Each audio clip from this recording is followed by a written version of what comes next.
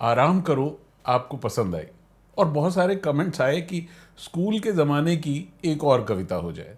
तो आज बात करते हैं उस कविता की जो उस ज़माने में समझ नहीं आई और याद करने में भी बहुत मुश्किल थी। लेकिन आज से तकरीबन 1 या 2 साल पहले भोपाल गया था और वहाँ भोपाल से गया पंचमढ़ी। और पंचमढ़ी में मेरी बिटिया ने यही कविता सुनाई कि ये इस क्षेत्र के बारे में लिखी है, तो उसका महत्व समझ में आया। जी हाँ, बात कर रहे हैं सतपुड़ा के घने जंगल की। सतपुड़ा के बारे में कुछ बताना चाहता हूँ। सतपुड़ा एक रेंज है जो कि गुजरात, पूर्वी गुजरात से शुरू होती है और महाराष्ट्र, मध्य प्रदेश से होती हुई छत्तीसगढ़ तक जाती है। नर्मदा, ताप्ती नदियों का ये घर है और इसका जो सबसे ऊंचा पॉइंट है वो पचमढ़ी में है, धूपगढ़ जिसे कहते हैं। ये जंगल अपनी तरह के एक अनूठे जंगल हैं और इसको आप तभी जान सकते हैं जब आप वहाँ जाएं। उसकी शांति, उसकी निस्तब्धता कुछ ना कहते हुए भी कुछ कह जाती है। आप देखिए भवानी प्रसाद मिश्र जी की ये कविता जिसमें उन्होंने एक एक एलिमेंट का, पत्ते वहाँ के कैसे हैं, जानवर कैसे हैं, वहाँ के पेड़ कैसे हैं, लताएं कैसी हैं, जो ये वहाँ आदिवासी रहते हैं वो कैसे हैं, सबका ऐसा सजीव वर्णन है कि देखते ही बनता है। तो सुने सतपुड़ा के घने जंगल, भवानी प्रसाद मिश्र की लिखी हुई। सतपुड़ा के घने जंगल। सतपुड़ा के घने जंगल, नींद में डूबे हुए से ऊँघते अनमने जंगल। सतपुड़ा के घने जंगल। कविता के पहले पैराग्राफ में कवि ने एक ओवरऑल डिस्क्रिप्शन दिया कि किस तरह से लगता है कि जंगल नींद में डूबा हुआ है, क्योंकि सब सो रहे हैं। झाड़ ऊंचे और नीचे, झाड़ ऊंचे और नीचे, चुप खड़े हैं आंख मीचे। घास चुप है, कास चुप है, मूक शाल पलाश चुप है। बन सके तो धंसो इनमें, धंस न पाती हवा जिनमें। सतपुड़ा के घने जंगल, ऊँघते अनमने जंगल। तो ऐसा जंगल है, इतना घना जंगल है कि उसमें हवा तक भी नहीं जा पाती। और उसके आगे क्या, दूसरे पैराग्राफ में बात है पत्तों की। सड़े पत्ते, गले पत्ते, हरे पत्ते, जले पत्ते। पत्ते की हर विधा का वर्णन है। सड़े पत्ते, गले पत्ते, हरे पत्ते, जले पत्ते। वन्य पथ को ढक रहे से पंख दल में पले पत्ते। चलो इन पर चल सको तो, चलो इन पर चल सको तो, धलो इनको दल सको तो। ये घिनौने घने जंगल, नींद में डूबे हुए से ऊँघते अनमने जंगल। और अब पत्तों से आगे लताओं के ऊपर। अटपटी उलझी लताएं, अटपटी उलझी लताएं, डालियों को खींच खाएं।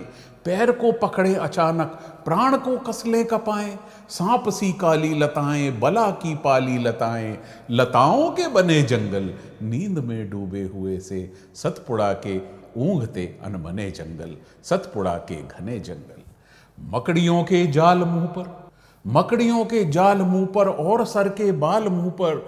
मच्छरों के दंश वाले, दाग काले काले मुंह पर। बात झंझा वहन करते, चलो इतना सहन करते।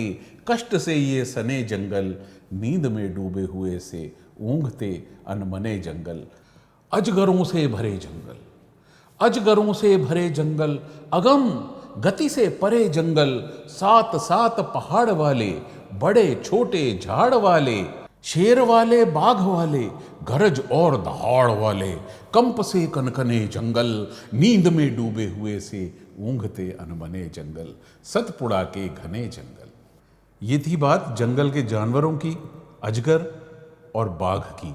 और अब जंगल के अंदर रहने वाले आदिवासी। इन वनों के खूब भीतर, इन वनों के खूब भीतर।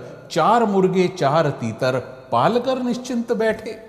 विजन वन के बीच बैठे, झोंपड़ी पर फूंस डाले।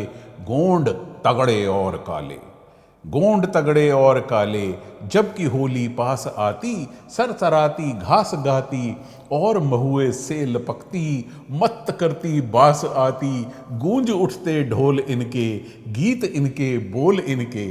सतपुड़ा के घने जंगल, नींद में डूबे हुए से ऊँघते अनमने जंगल। तो ये बात थी गोंड की और इसमें जो महुआ है, ये अगर जो लोग नहीं जानते, महुआ एक तरह की शराब है जो कि वहाँ देसी शराब बनती है, और उसी की बास के बारे में जो गोंड लोग कंज्यूम करते हैं, और उसी के बारे में कवि ने बात की। और जब जंगल जागते हैं, जागते अंगड़ाइयों में, खो खड्डों खाइयों में, तो क्या होता है? घास पागल, कास पागल, शाल और पलाश पागल, लता पागल, वात पागल, डाल पागल, पात पागल, मत्त मुर्गे और तीतर, इन वनों के खूब भीतर, क्षितिज तक फैला हुआ सा, मृत्यु तक मैला हुआ सा, शुद्ध काली लहर वाला, मथित उत्थित जहर वाला, मेरु वाला, शेष वाला, शंभु और सुरेश वाला, एक सागर जानते हो, उसे कैसा मानते हो, ठीक वैसे घने जंगल, नींद में डूबे हुए से, ऊंघते अनमने जंगल। इतना डिस्क्रिप्शन सुन के डर तो नहीं गए?